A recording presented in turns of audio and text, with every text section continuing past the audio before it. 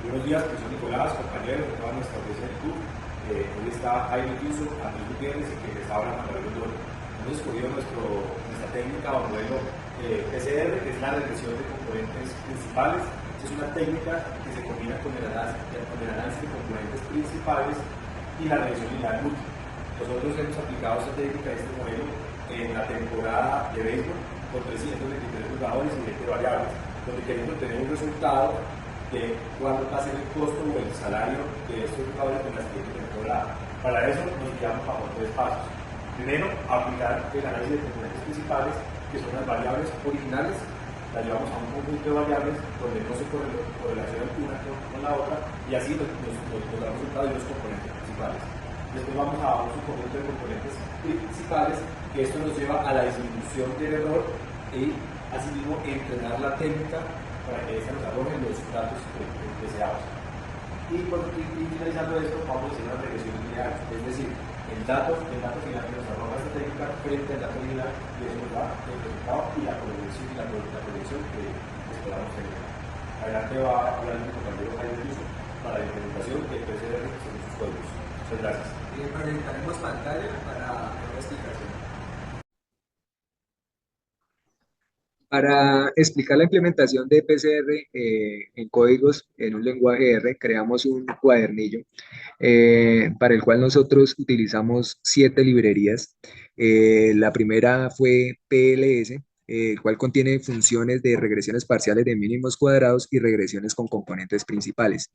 ISLR fue el que cargamos para traer los datos de los beisbolistas.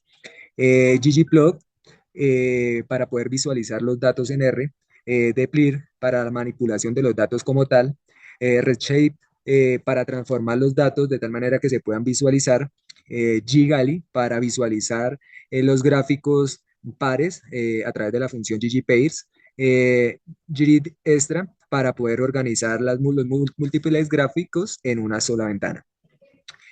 Iniciamos como tal cargando los datos, la data. La data la sacamos de un libro ISLR, escrito por Gareth James. Básicamente es la introducción a la estadística aplicando R. De ahí es donde se utilizaba o se hacía el ejercicio de los beisbolistas, en el cual sacaron 323 beisbolistas con 20 variables.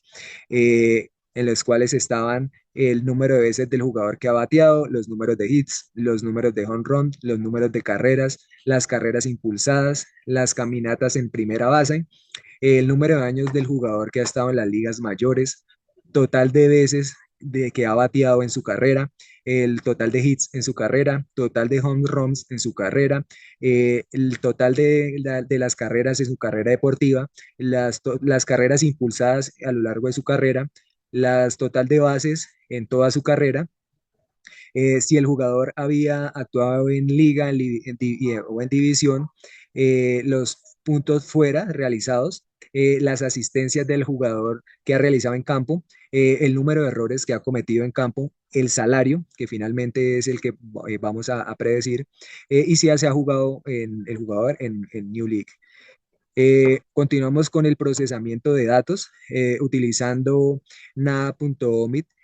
Lo que hicimos fue simplificar de esos datos que habíamos tenido los jugadores que no tenían completamente las variables. De esos 323, al final nos quedaron 263 beisbolistas que serán el objeto de análisis, que el cual pues tenían como tal completas todas las componentes. Para transformar, y también hicimos la transformación de variables categóricas, porque teníamos variables como la liga, la división y el New League.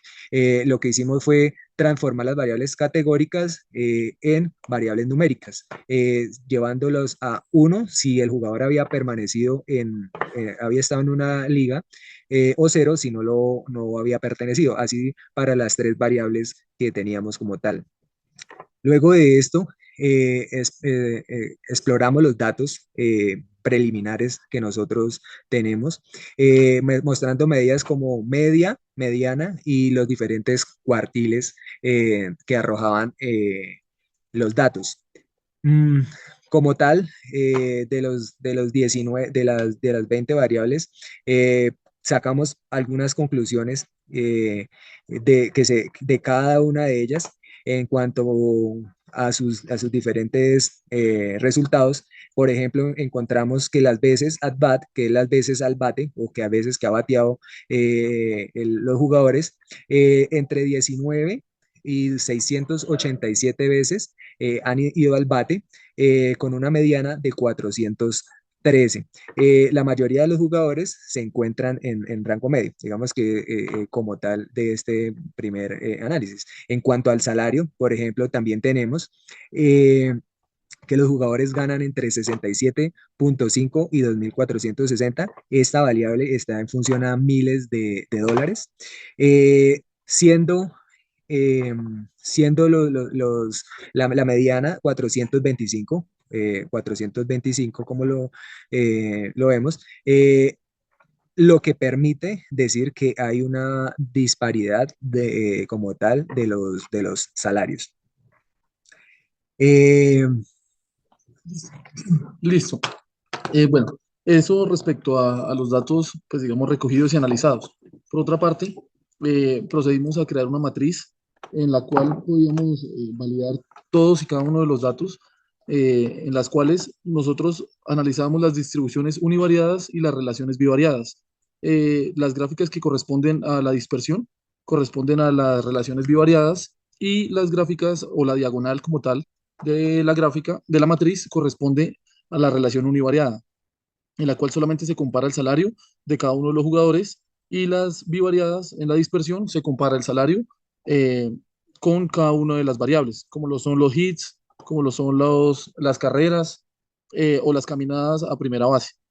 Por otra parte, también calculamos las correlaciones de cada una de estas comparaciones, en las cuales podemos evidenciar que las que corresponden a carreras con hits es una de las correlaciones que mayor resultado dieron. Y eso mismo se analiza de manera numérica en estos datos que están acá reflejados, en los cuales las correlaciones más altas corresponden a punto 911, que son entre hits y carreras, y punto 849, que corresponde a carreras impulsadas. Cabe recalcar que estos valores, que son los más altos correspondientes a la correlación, quiere decir que fueron los datos en los cuales afectan directamente a la variable independiente, que es el salario. Es decir, que entre más alto diera este resultado, son las variables que van a afectar directamente a un mayor salario.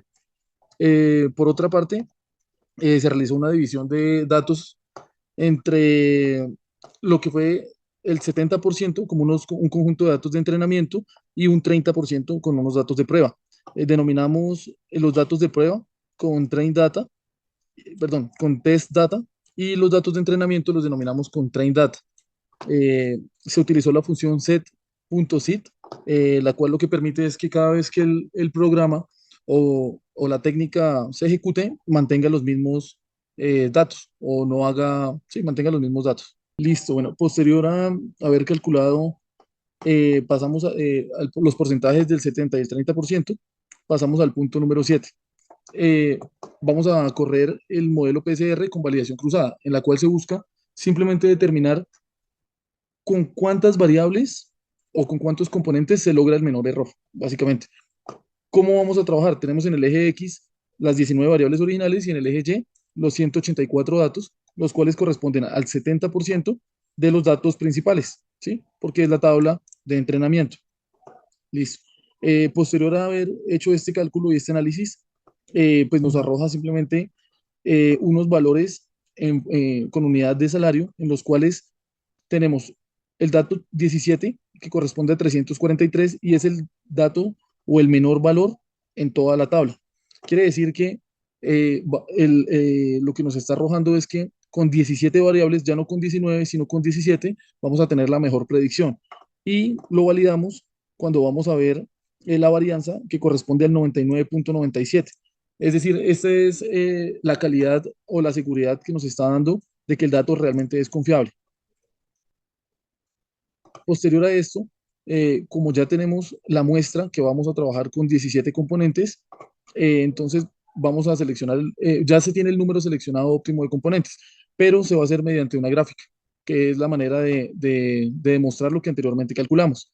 Simplemente le vamos a denominar validación plot y corremos el modelo anteriormente escogido y nos va a arrojar mediante esta gráfica en el eje Y el error y en el eje X el valor mínimo, el cual corresponde, como lo vimos anteriormente, a 17 variables.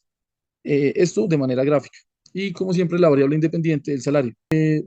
Posterior a haber realizado el análisis con la gráfica, realizamos el análisis con código, en el cual simplemente definimos como optimal components y calculamos el menor valor, ejecutando el PCR model, que es el modelo que veníamos trabajando. Por lo tanto, también obtenemos lo mismo. El número óptimo de componentes corresponde a 17, por lo cual hemos validado de las tres maneras, de manera gráfica, con código, y validamos de igual forma con el análisis en la tabla que presentamos. Listo. De acuerdo a haber obtenido el número óptimo de componentes, cuál era 17, vamos a avanzar y evaluar el modelo de prueba, en el cual pues, ya se va a calcular las predicciones. Para estas predicciones, como bien lo habíamos definido anteriormente, se trabaja predict, se trabaja el modelo que traíamos y se define el número de componentes óptimo, el cual corresponde a 17, y vamos a trabajar con la tabla test data, la cual ya no es la tabla de entrenamiento, sino es la tabla de prueba, la cual contiene el 30% de los datos. Vamos a obtener los resultados mediante un vector y con el data frame para que nos organice los datos mediante una tabla, la cual tenemos en la columna 1 simplemente el número de jugadores, en la columna 2 tenemos los datos reales de los salarios originales y tenemos los datos proyectados o predecidos para cada uno de estos jugadores. En este caso, podemos evidenciar que el jugador número 2 se ganaba 500.000 y en la proyección se está ganando 1.446.000. Pero también podemos evidenciar que el jugador 3, que tenía un salario de 550.000, pasó a ganarse 542.000. Esto en función de los 17 variables o el rendimiento de las 17 variables que son las que hemos venido analizando, con una variable independiente que es la de salario. Por último, al obtener estos datos, los cuales fueron, digamos, predecidos, lo que se quiere es hacer una regresión y listo. Bueno, analizar de esta manera, pues concluimos cuál fue el error de esa predicción. De por PCR, tanto, el modelo PCR, se tiene pues el cual una desviación esperamos que haya sido de su agrado, la cual una corresponde a la desviación y que pueda ser aplicada a otras los diferentes valor absoluto, campos laborales. Una más sensible que la otra. Digamos que el valor absoluto es una de las fórmulas que mediante este ejercicio pudimos validar que arroja un valor, pues digamos, con menor error. En este caso, pues hicimos el código para cada una de las fórmulas, tanto para la desviación estándar como para la del valor absoluto, y se puede ver en estos dos, que son los dos resultados, el MAE, que es el valor absoluto, que el error menor que arroja corresponde a 263.295. Por otra parte, es importante el coeficiente de determinación. Este coeficiente de determinación lo que nos dice es que si el R al cuadrado es cercano a 1, pues la predicción o el análisis como tal es muy bueno, en este caso, para el ejercicio que nosotros realizamos respecto al análisis de datos y al modelo que se utilizó, el R cuadrado nos está dando menos 0.104, lo cual quiere decir que está muy alejado de ser o de tener unos resultados óptimos o unos resultados confiables. Por lo tanto, pues digamos, la conclusión sería que tendríamos que volver a modelar y de repente definir otros parámetros.